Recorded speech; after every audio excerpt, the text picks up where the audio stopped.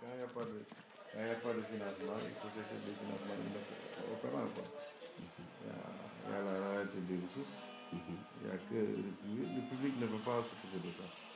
Les infrastructures et tout ça. Ça coûte beaucoup d'argent. Que le public doit s'occuper des secteurs sociaux, quoi. Donc les secteurs appui à la production, il faut des financements pour faire ça, quoi. Mais avec la carte de visite du Sénégal aujourd'hui, quels sont, à ton avis, les secteurs au-delà des infrastructures qui devraient peut-être être plus mis en contribution par rapport à ce partenariat? Non, les mines, tout ce qui est mine, tout ce qui demande des financements importants, il faut ça. Ce qui demande des financements importants, il faut ça. Il y a les mines, il y a le développement des mines, il y a le secteur du solaire, il y a le secteur de l'énergie, il y a même l'agriculture. Hein. Ok.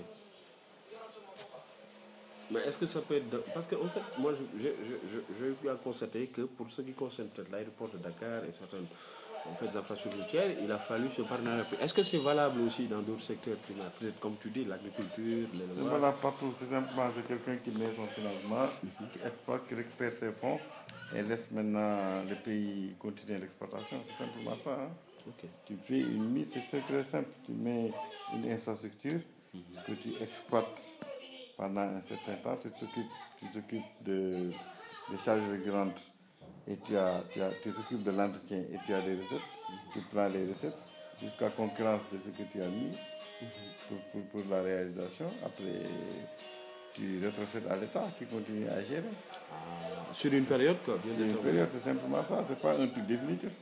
Tu prends quelque chose, tu le construis, tu prends les recettes jusqu'à ce que la mise, ce que tu as mis pour faire ce truc soit récupéré. Après, tu donnes à l'État. Et là, le privé, de ce point de vue, lui, te lègue une infrastructure que toi, tu es censé gérer la... Non, c'est-à-dire, en fait, quand il récupère sa mise, maintenant, l'infrastructure devient propriété publique. Et que là, tu peux continuer, toi, maintenant, à commencer à prendre des recettes sur toi. Parce que si c'est un péage, après avoir remboursé, ça appartient à l'État. L'État commence à prendre des péages. Est-ce que le personnel et tout ce qui est logistique... Non, là, le personnel, ils ne sont pas liés au bailleur. Ils sont liés à l'exploitation en tant que telle. Donc, l'exploitation peut changer la propriété peut changer de main. Comme les sociétés, quand tu vends une société, tu vends le personnel en même temps. Okay. Tu vends tout, tu vends l'exploitation en même temps. L'expertise et en même temps. Donc pour le cas du Sénégal, il est fort possible qu'on dépasse peut-être l'idée de mise en place des infrastructures pour aller maintenant dans les domaines, secteur primaire, l'autosuffisance alimentaire. On ne peut pas faire autrement. C'est la conduite du monde, c'est comme ça. Le financement dans le monde, c'est comme ça. Il faut capter le financement et un bailleur de fonds, il faut qu'il y ait de la sécurité sur son investissement. Il faut qu'il y ait un retour d'investissement rapide. Mais ça ne dépend pas du secteur. Le gars, il regarde est-ce que c'est attractif, est-ce qu'il peut récupérer son argent, est-ce qu'il y a la sécurité.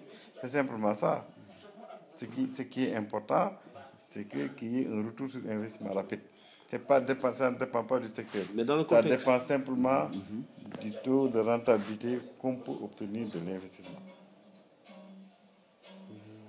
Mais dans le cas actuel, parce que nous prenons peut-être l'exemple du Sénégal, hein, nous savons que ce soit stabilité économique, tout ça. Est-ce qu'aujourd'hui, par rapport à cette volonté manifeste de vouloir développer l'agriculture, de vouloir développer certains secteurs stratégiques pour ne pas citer certains d'autres secteurs, est-ce qu'il est possible aujourd'hui de mettre un plan qui puisse, sur 5 ans, 10 ans, permettre peut-être au pays que nous sommes, pauvres que nous sommes, d'avoir un levier économique, ou c'est-à-dire une autosuffisance, par exemple, dans le domaine de l'agriculture ou de l'exploitation de la région, des vallées du fleuve, par exemple? Non, c'est pas possible parce que le Sénégal, ils ont l'eau, il y a le fleuve. Le Sénégal, ils ont des terres qu'on peut aménager. Donc, pour atteindre l'autosuffisance alimentaire, il suffit simplement de mettre des financements et une utilisation rationnelle de l'argent et de mettre les gens, de continuer les aménagements. c'est bien possible et on peut capter l'argent pour ça. Parce qu'en fait, il y a la rareté des terres. La rareté des terres dans le monde, des systèmes de production et tout ça. C'est fort possible, il faut simplement rendre le pays attractif. Parce que rendre le pays attractif, c'est installer une justice, une bonne justice, installer une équité.